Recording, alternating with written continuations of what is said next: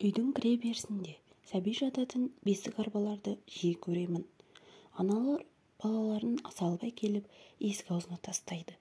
Бұл көріністі көп қабатты үйлердің бәрінен байқауға болады. Тіпті кейде ішінде баланың үстінен жабатын көрпешелерін де тастап кетіп жатады. Ол арбалар түнде иесіз қалып, таңертең асыққан аналар балаларын бір түн иесіз қалған бесік арбаларға салып алып жүре береді. Бұл бала арбаларды қазір бала жататын бесік рөлін атқаратын ескерсек, қазақ ешқашан сәби жататын бесікті, сәбидің жуылған кірін еш уақытта далаға тастамаған.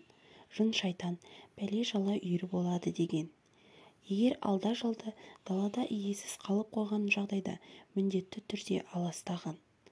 Бала жататын бесікті әрдайым қасиетті санаған, аяқпен баспаған, иесіз тастамаған. Қатты ескірген кезінің өзінде жерге тастамаған, биік жерге іліп қойған. Өйткені бесікпен ұрпағың өседі, әулетің көркейеді, өмірге келген жас нәрестені періштеге балаған. Сондықтан да бесікті таза ұстаған. Жын-шайтан жоламасын деп қасқырдың тісін, тұяғын іліп, үкі қадаған. Бесіктің керек жабдықтарын кірлетпеген. Былтыр үйіміздің кіре берісінде ішкі жабдығымен иесіз жатқан бесікті көріп шошып кеткенмін. Сұмдық-ай, баяғыда аналарымыз, әжелеріміз бесікті бала жататын бесік арбаны далаға иесіз тастамаңдар. Иесіз жатқан затқа жын пәле үйір болады деуші еді. Мына жағдайды көріп, біздің ұлтымыздың өз дәстүрінен, ділінен алшақтап бара жатқанын көріп күйіндім. Біз бабаларымыз киелі санаған, олардың көзіндей болып жеткен асыл мұрамыздан безініп, жерініп, қасиетімізді жоғалтып жатқанымыз жаныма батты. Қазақ үшін бесік киелі, қасиетті зат. Оған қатысты ырымдар мен тыйымдар көп болған. Әрқайсысының өз мән-мағынасы, орны бар. Бос бесікті тербетпе. Наным-сенім бойынша бос бесікті ібіліс баласын жатқызады деген. Сондай-ақ бос бесікті еш уақытта жабусыз қалдырмаған.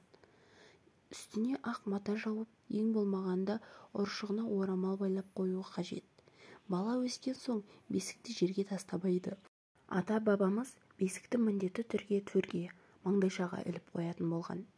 Бесіктің теріс жағына отырмайды. Бесікті саудаламайды. Айтқан бағасына сатып алады. Бесік жасайтын шеберлер ынсапты болуы тиіс. Киелі дүниенің бағасын көтермеген, саудаласпаған. Сондай-ақ халқымыз баласының бесігін біреу сұраса, арнайы ырым-жоралғы жасап, жақсылыққа былап, тек содан кейін ғана жақын туыстарына ғана беретін болған. Қазақ халқы шаңырақты, бесікті, табалдырықты қасиет тұтқан. Бұл үшеуін ешқашан аяқпен баспаған. Бұл үшеуі қашан да бірімен бірі байланысып, ұштасып жатады. Сондықтан біз үлкендер бесіктің киелі екенін, оны далаға, иесіз жерге тастауға болмайтындығын ұмыта бастаған ұрпаққа жеткізейік. Ал жас аналарға айтарым, қазіргі бесік рөлін атқарып жүрген бала жататын арбаларды иесіз тастамаңыздар. Әппақ періштедей сәби иесіз бір түн үйіңізден тыс жерде тұрған арбаға аластамай салу жаман ырым. Арба бесік емес, оған бала жатпайды. Тек серуендейтін құрал дейтіндер де болады. Оларға айтарым, сәби пәк, періште, адам баласы үшін ұрпағынан артық, одан қымбат еш нәрсе жоқ. Сол қымбатыңды бір түн бойы далада болса, қараусыз қалған арбаға қалай жатқызуға болады? Ал қараусыз кіре берісте қалған сәби арбасына шаң-тозаң түседі, шыбын-шіркей қонады, түрлі жәндіктер түсіп кетеді. Кіре берісте түнде неше түрлі бөгде адамдар кіріп жүруі мүмкін.